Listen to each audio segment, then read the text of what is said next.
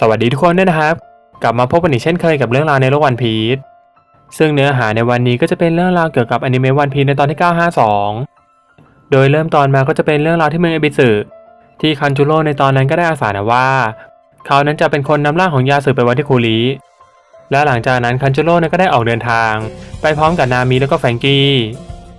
ซึ่งในตอนนั้นเองก็ได้มีการตั้งจุดตรวจไปทั่ววาโนะ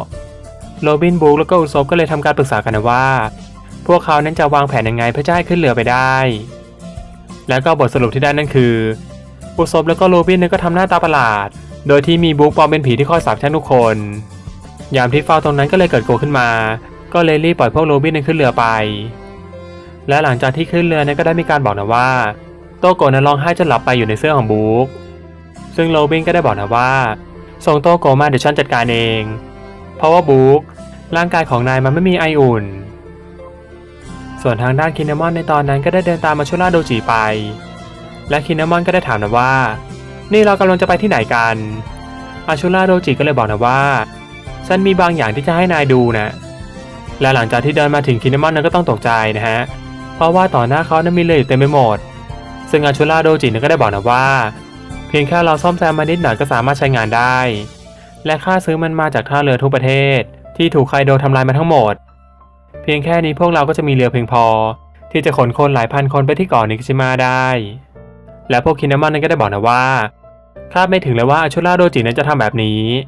อาชุราโดจิก็เลยบอกนะว่าข้านะไม่ได้นอนอยู่เฉยๆมาตลอด20 ปีหรอกนะคินเนมอนก็เลยบอกต่อนะว่าข้านะจะไปขอให้ท่านแฟรงโนสุเกะนั้นซ่อมให้ทีหลังมันเป็นเวลาที่ยาวนานเหลือเกินกว่าที่เรานั้นจะมาถึงจุดนี้แต่ว่าวันที่เราจะบุกจู่โจมเนี่ยมันใกล้เข้ามาถึงเต็มทีแล้วก็ได้ตัดภาพไปที่เหมืองนักโทษซึ่งในตอนนั้นลูฟี่ก็ได้ฝึกต่อไปนะฮะโดยที่มีชอปเปอร์เข้ามาห้ามหน่อยว่านายเพิ่งหายไข้ทำไมต้องฝืนขนาดนี้ลูฟี่ก็เลยตอบกลับไปนะว่าเขาน่ะจะต้องเชี่ยวชาญวิชาริวโอและหลังจากนั้นปู่เฮียวนั้นก็ได้โผล่มาเพื่อที่จะเป็นคู่ซ้อมให้กับลูฟี่และหลังจากนั้นลูฟี่ก็ต่อยไปที่ปู่เฮียวซึ่งปู่เฮียวนั้นก็สามารถสะท้อนการโจมตีของลูฟี่ได้นะฮะส่วนทางด้านแควนลิงโกะในตอนนั้นกับปาเข้ามาสื่อนั้นก็ได้เดินทางไปถึงที่นั่นโดยที่เขานั้นก็ได้บอกนะว่าคิดไม่ถึงเลยว่าคนคนนั้นยังรอข้าอยู่ส่วนโซโลในตอนนั้นก็ได้เดินไปที่สะพานนะฮะและเขาก็ได้บอกนะว่าครั้งนี้ฉันจะไม่ปล่อยให้เป็นเหมือนครั้งที่แล้วแน่และหลังจากนั้นโซโลแล้วก็กิวคิมารุนั้นก็ได้ต่อสู้กันและหลังจากสู้กันได้สักพักโซโลนั้นก็ได้ใช้วิชา2 ดาบจนทำให้เงาของกิวคิมารุที่รับการโจมตีนั้นพังไปและหลังจากนั้นโซโลนั้นก็สามารถเอาชนะกิวคิมารุมาได้แล้วก็ได้ถามนะว่าทำไมแกน่ะถึงต้องขโมยอาวุธจากคนที่ข้ามสะพานด้วยเอาดาบของฉันคืนมาซะอย่ามาตายเพราะดาบเล่มเดียวเลยแต่ว่ากิวคิมารุนั้นก็ไม่ยอมแล้วก็บอกนะว่าเขาจะให้ดาบเล่มไหนก็ได้แต่ว่าต้องไม่ใช่เล่มนั้นเพราะว่าดาบชูซุยคือสมบัติของวาโนะและเมื่อมันถูกขโมยไปน่ะโศกนาฏกรรมทั้งหมดจึงเริ่มต้นขึ้นเพราะว่าเป็นแบบนั้นเทพเจ้าดาบก็เลยพิโรธแต่ละพื้นที่ของประเทศก็เริ่มพ่ายแพ้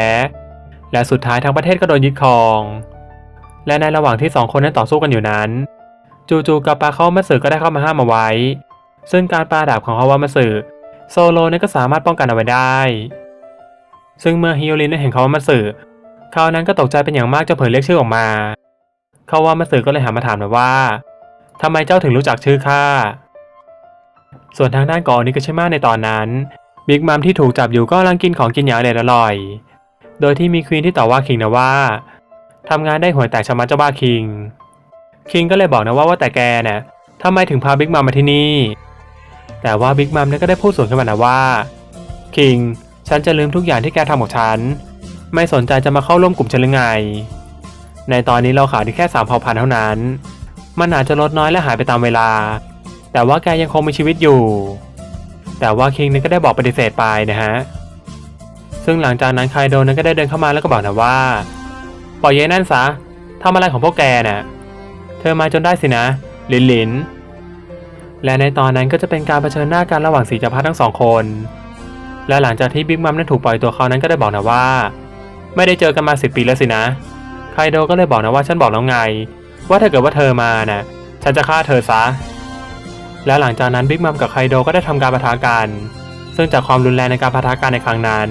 มันก็ได้ทำให้ท้องฟ้าเหนือเกาะนิกชิมะแยกออกจากกันเป็นเส้นตรง